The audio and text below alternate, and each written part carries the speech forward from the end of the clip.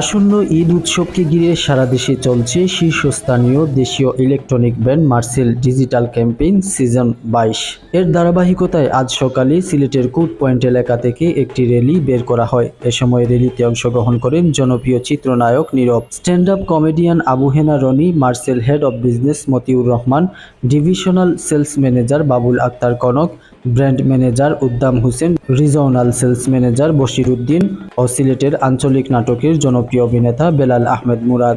Marcel digital campaign 2025-এর 22তম এই আসরে, এবং সবচেয়ে বড় কথা হচ্ছে বৃষ্টির মধ্যেও সবাই আসলে এত স্বতঃস্ফূর্তভাবে এখানে র্যালিতে অংশগ্রহণ করেছে। সেটার জন্য অবশ্যই এই আয়োজনের সাথে যারা সংশ্লিষ্ট আছে তাদের সবাইকে ধন্যবাদ জানাই আমার পক্ষ থেকে, এবং আমার আরও ধন্যবাদ জানানো যেই জায়গা থেকে সবচেয়ে বেশি ভালো লাগা সেটা হচ্ছে আমাকে ইনভাইট করা হয়েছে।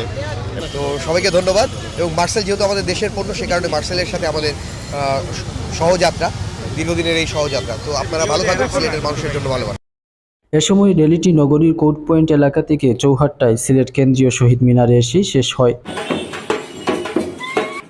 র্যালি পরবর্তী এক সংক্ষিপ্ত সভায় বক্তারা বলেন, আগের মতো ক্যাম্পেইনের এই সিজনেও মার্সেল পণ্যের ক্রেতাদের জন্য থাকছে বিশেষ চমক।